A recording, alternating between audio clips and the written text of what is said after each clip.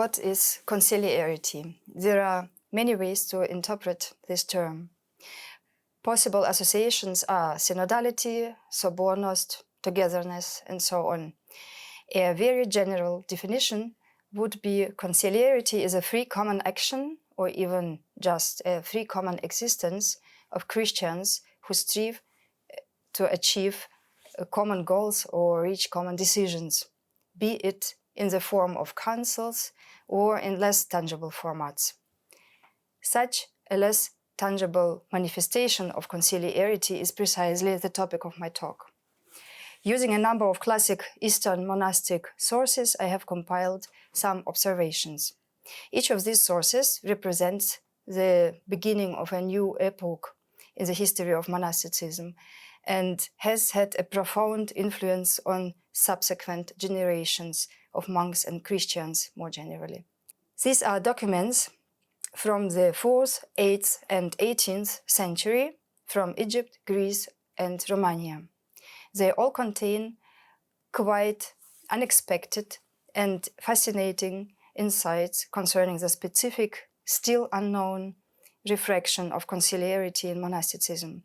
I start with Egypt and the sayings of the Desert Fathers.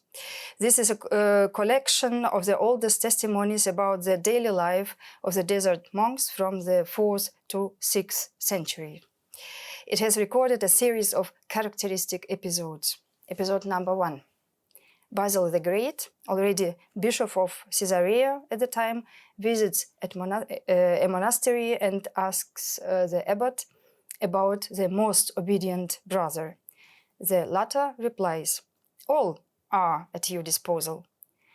Basil insists on seeing the most obedient. The abbot then brings him a brother. But how does Basil test his obedience? The brother must first serve him at the meal and give him water to wash his hands after that. And then comes the actual test. Basil also wants to help the brother wash his hands. The brother lets Bishop Basil serve him without any protest. At the end of the story, it's said that Basil was very pleased. He has found the most obedient brother. Other episodes from the desert. An Abba asks his pupil for spiritual instruction.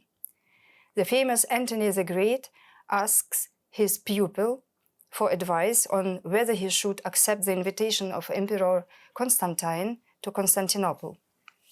An other Abba chases his pupil away and, after seeing his humility, throws himself on his knees before him and says, "Now you become elder and father, and I the pupil." It's also recorded that Zacharias gave his spiritual father tasks. "Water the garden," the disciple told his teacher. These stories are strange, but why were they passed down generation after generation? Obviously, these stories have something deeply touching. Each of these stories reports that the Desert Fathers were aware of the omnipresence of power games among people. They learned to recognize and to overcome them, and they taught their disciple to do so. All these stories contain the idea of the relativity of hierarchies, but also of overcoming of both, not only power, but also subjugation. They tell us that everyone is potentially both father and son, both teacher and disciple. What's more, in the sayings of the Desert Fathers, we even encounter an extremely unexpected motif of renouncing all power, even spiritual guidance, because this involves the danger of power games. What this motif tells us is not about inequality in the sense of the functions exercised. Basil has not ceased to be a bishop. It's about learning not to be a servant of his role. It's about a conscious confrontation with one's own power and with the own constant inner urge to compete with another. The same attempt of conscious role reversal can be traced in the life of Pachomius the Great, the father of the Cenobitic monasticism.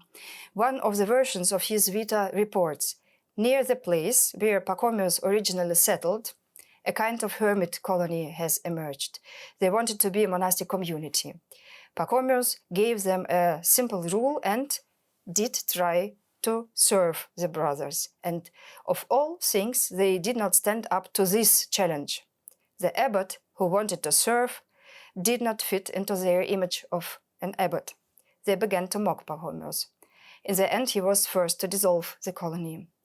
In his second attempt to found a monastery, the new concept of the community was very simple, just living together in a shared space.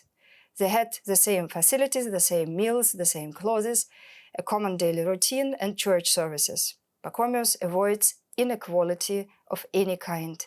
He achieves the togetherness through maximum external equality, by renouncing individual claims, even extraordinary asceticism, because it can lead to pride and subtle power games.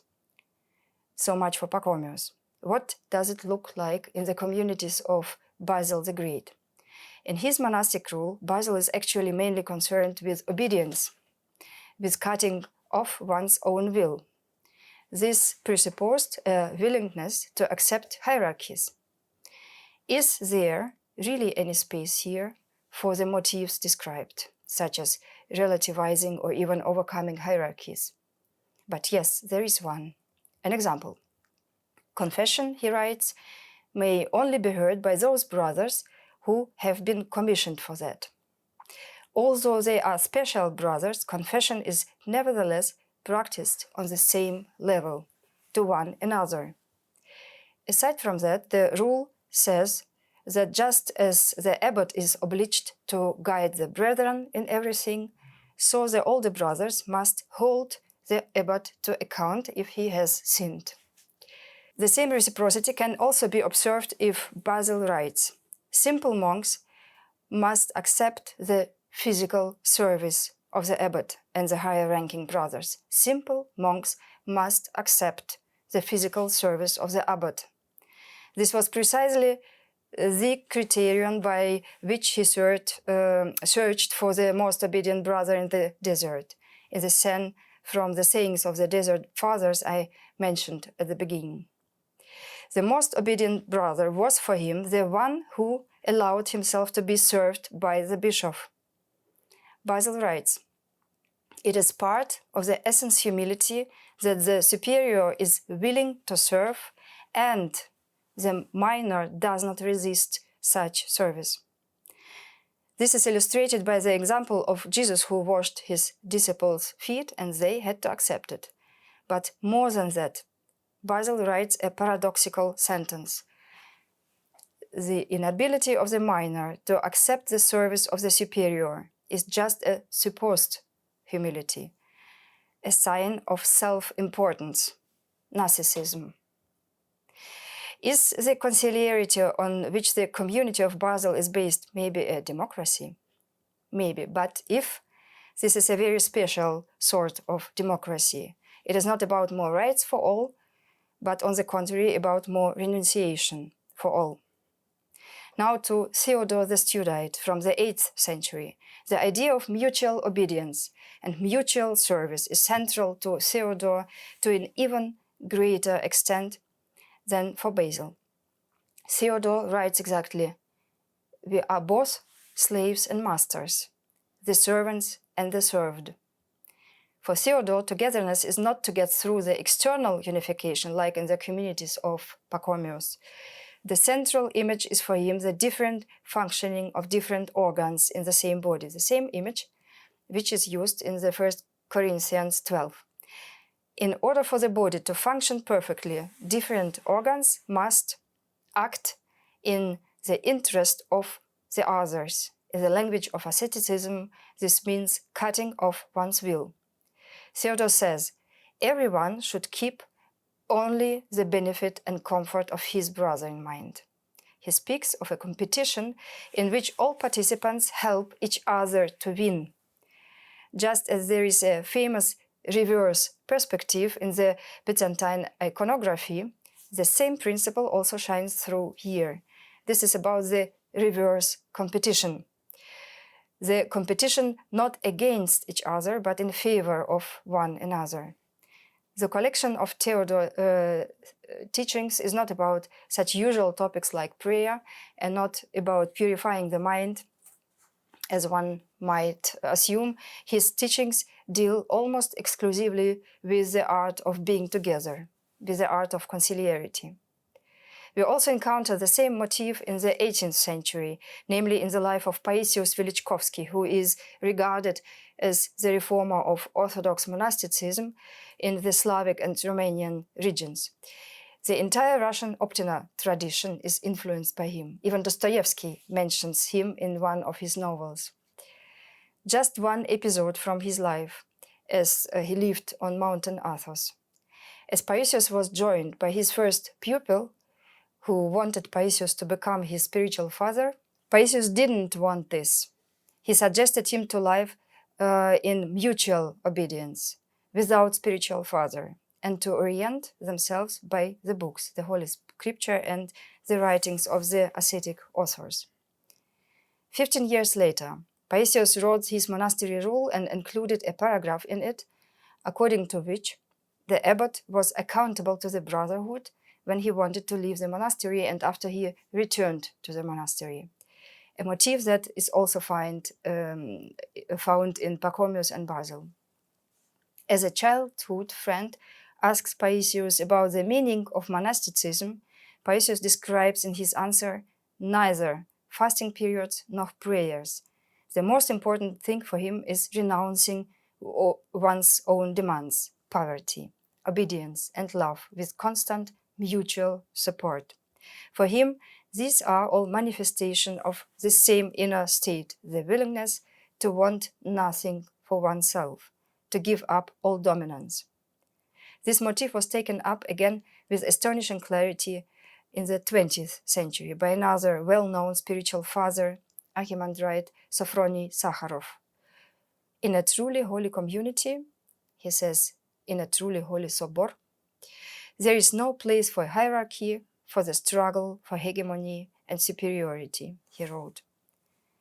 Every joint action, every togetherness, every conciliarity disintegrates because of this inner swinging back and forth between power and subjugation.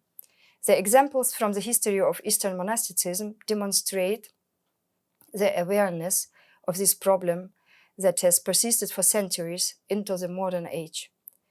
The sources expose the basic problem of human rivalry and competition. The capacity to renounce power turns out to be difficult or even utopian.